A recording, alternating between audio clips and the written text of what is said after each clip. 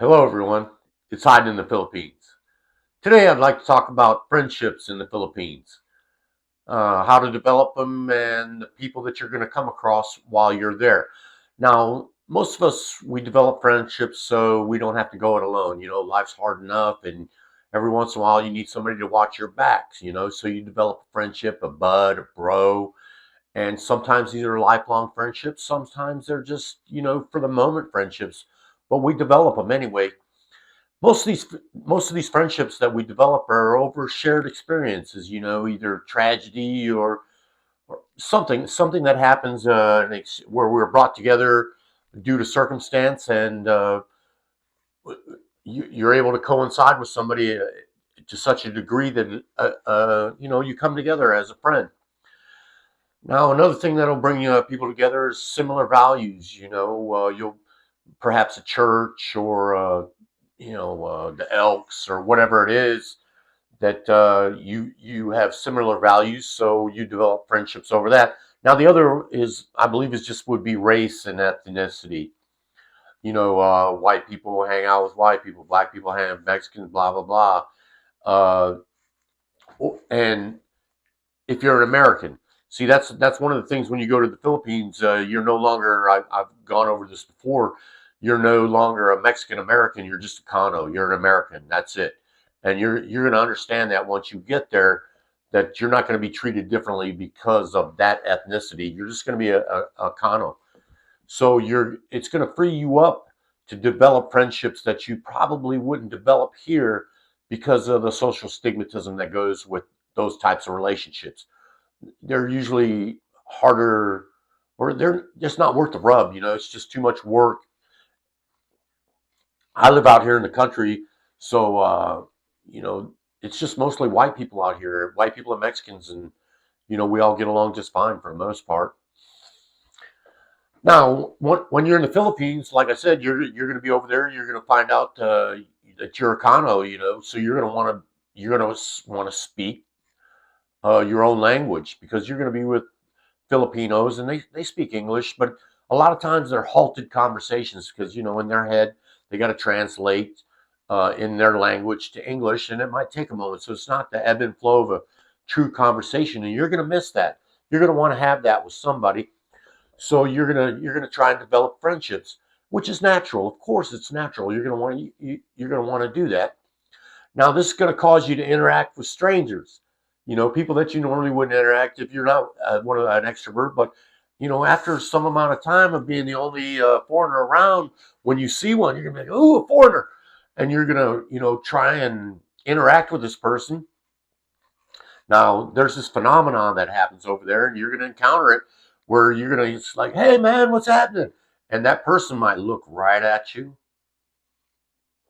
and then give you the 1,000-yard stare like they're looking straight through you. They're looking at you because you can see that they're looking at you, but they're not really seeing you. And I get it. I can get it as I go on further into this. I understand how that happens. Uh, you're going to run into some foreigners over there that you're like, oh man, pass. I don't know what you're selling, but I don't want it. And that's just on site alone. You're gonna and but like I said, let me elaborate and we'll go on. Now, what I want to get into is, out of your desperation, you, you're going to hear you're going to see somebody that's your color or hear your own language, and you're going to think to yourself, "Oh, that's a friend." Man, it's not always the truth. That is not the only thing you're going to have in common is the skin color and the fact that you speak the same language. Because once you start interacting with this person, you usually can tell pretty quickly if this is somebody that you could mine a friendship out of. And a lot of times it's just not going to be that way. Within a few seconds, you're going to go, "Oh, okay, yeah, no pass, a hard pass on you, bro." Due to whatever red flags that they're throwing out left and right. But that's what I want to get into is these friendship con men, people that are trying to develop your friendship just to con you out of something. What it is, you know, uh, it depends on the con man and the con. I'm going to go over a couple of them right here, right now, that I've encountered myself. and you can be aware of them or not. It's up to you. But I'm going to put them out there so you can be aware of them. For the vast hundreds of people that watch me, thank you so much. Oh, like and subscribe. I always forget to say that. Like and subscribe. Anyway, some of these con men you're going to run into, and you run into them here at the house, is those people that are overstating who they are or their accomplishments. You know what I mean? I was a so and so at so and blah blah blah, and I was a muckety muck, and I was the all great poobah of this unknown place in a time unknown to, and it's all bullshit. Or they'll just create a fictional character. You're going to run into a lot of ex-servicemen that are going to overstate what they were actually doing in the service. Now, I got nothing against servicemen at all. My dad was a Marine. I loved him, and I, God bless every man, woman that served this country. I have nothing but respect for you, but I have disrespect for the people that overstate what they did. If you were the number 3 server at the mess hall, just say that. You know what I mean? If you were a desk jockey, just say that. It's fine. I don't care. But you're going to meet a bunch of Navy SEALs, uh, airborne guys, and once you stay, if you know anything about the military, you're going to start listening to these stories, and you're going to be like, something don't add up here. But you're going to meet these guys. Okay, just be aware that if you got anything about you, you'll be able to tell, because they're telling lies and you're just receiving information. So you're just kicking back listening, and they've got to remember the lies they've told, and most times they can't remember. Now, you're going to also run into the alcohol and drug con men. And what I'm talking about is, you're some of these guys, and I've ran into them on the island, where they'll start drinking at 8 a.m. They get up in the morning, eat a little something maybe, and then just start drinking.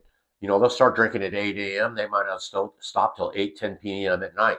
And when you ran into them like, 11 o'clock, where they were still, in their right mind. And they hadn't, gone over the edge of their alcoholism, which they do every day. But you didn't know it. You just met a white guy and he was charming, or you met a Kano that was charming, and you're like, hey, this is a nice guy. And then maybe you invite him over to your house to meet your girl, or something like that. And you invite him over later in the day, and he shows up and he's just annihilated. And you're like, who in the hell is this guy? This is not the guy I met. Okay, well, that's I call them alcohol con men. They're functioning alcoholics, but it's a con. You're trying to develop a friendship, but this guy's an alcoholic, and you don't want an alcoholic in your life, because these people are nothing but drama and trouble. And we all know that. Okay, moving along, we're going to, and this is a big one over there. Big shit, man. The sexual con men. Here you are, you met a nice guy, you think you got a bro handy, and then come to find out he's a playboy. He's out here banging every girl he can get his hands on. He's impregnated maybe a couple, and then he bounces. He promises these girls the world. I'm taking you back to the States. We're going to get married. And then you come to find out that that's not true. He has no intention of doing that. He's going to run this town around the best he can, and then he's going to bounce, move on. There's 7,000 islands in the Philippines. And not only that, some of these guys, they come over here saying, oh, I won't go out with anybody. They want 18 to 25. Well, and that's not even the truth. That's just what they're saying. And then come to find out, when nobody's looking, they're going after 15, 16, 17-year-old girls. They're promising, that they're out there helping these people out. They're trying to help them, lift them up out of poverty.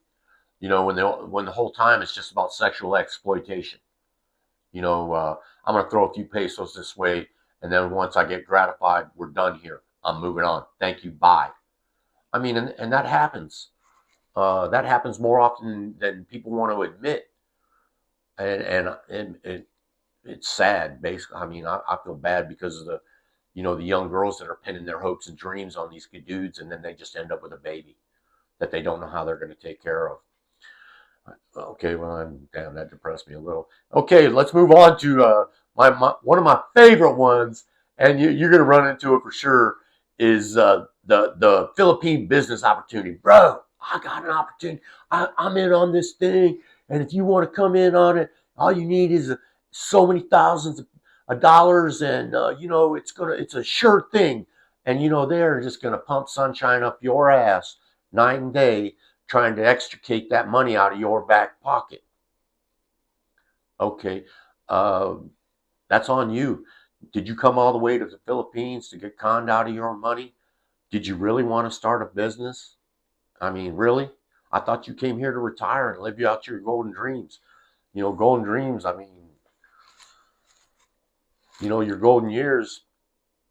Or do you want to do that running a business? So I don't think so. Maybe some of you guys just can't turn it off, but you're supposed to be relaxing and chilling, and that in lies the rub. These guys will go, "Oh, it's a great opportunity. You just have to be a silent partner." Hell yeah, you're silent. You keep quiet, and when you don't see your money anymore, just keep quiet about that as well, because these dudes are out there and they're expats. Old dog, new tricks. We all know this guy. He's one of the most famous white YouTubers. He's got several videos out now of a guy scammed him out of some of his money to build a home. And he got on apparently from just a little bit I watched, he didn't get it as bad as this guy was running a Ponzi scheme and it was a foreigner. You think you can trust your own people. But, con man here, con man there. That's just the way it is. Now, the reason I bring up this is when I go to the Philippines, I've experienced this myself. Most of my friends here in the United States are passed away. They're gone. I was the youngest one of the bunch. Most of my friends are 10 or 15 years older than me. So that makes them 75, 70, 75, somewhere in there. And a lot of them are dead. They're just gone, and I'm down to two. I got two friends left here in the States. I mean, two, guys that I could call and they would drop everything they're doing to come help me out. One of my friends, every day now is a gift for him, and he knows it. We all know it. Every day is a gift. And then my other friends on Social Security just took Social Security last year, so I get to watch in first, in real time, what my life's going to be like on Social Security. Now, one of the things that's the hardest for an older person to make new friends is because we've been around so long that we know bullshit almost instantly when we see it. And I'm not trying to develop any friendships moving forward that have a lot of bullshit involved in it. Can't you just be who you are? Let me just judge you on the content of your character. I know Martin Luther King said that, but damn it, man, it applies. The content of your character is what I use now to decide if I'm going to develop you as a friend. And I'm guessing you're doing the same thing for me. Is this guy true and honest? Does he have any morals? And that's what I'm looking for when I develop friendships. Now, when I was in the Philippines last time, I developed one solid friend. I met lots of people over there, lots of people. I lost a friend over there. I thought I had made a friend, and I was wrong. It was not my friend. Okay, that happened to me. And so I discarded that person. I walked away from that relationship, and I didn't look back because I'm moving forward in my life. And if you're a detractor or you're not trying to build me up or raise me to a better level and encourage me, then we really can't be friends. I mean, because that's what I'm trying to do for you if you're my friend. I'm trying to encourage you to be a better person. And if I can't get that from you, then we're acquaintances. You understand that? We're an acquaintance. We're not friends. So, like I said, when I was there last time, I lost one friend, but I gained a really good one, and I'm so grateful. And I'm developing a friendship with another fellow. When I get back to the island, he and we met by chance, but damn, our story is so similar. I mean, the story is just so similar, and the difference here is he's black and I'm white, but it doesn't freaking matter in the Philippines because we're both condoms. So we get to put that shit aside for the most part. And I'm looking forward to developing that friendship. Like I said, we have so much in common. My wife died. His wife died. He had to raise his kids. I mean, it's basically the same day. We're almost twins, except for he got a better tan. I'm a little envious. I ain't gonna lie. His swag's a little better than mine. I ain't gonna lie. But, I'm a culturally appropriated like a motherfucker. Oh, excuse me. I shouldn't have. Pardon my French. Anyway, but last but not least, let's just leave you with this. You need a vetting process when you develop friendships in the Philippines. Don't be in such a rush because you're so desperate to just have conversation. These are your golden years. Don't invite any drama into your life. Only invite good people, like-minded people. If you're a good person, develop good friendships. Just be a little more diligent. We're in the end times. Why end with drama? Okay, this has been Hiding in the Philippines. Make a friend and be as good as you can. Ciao.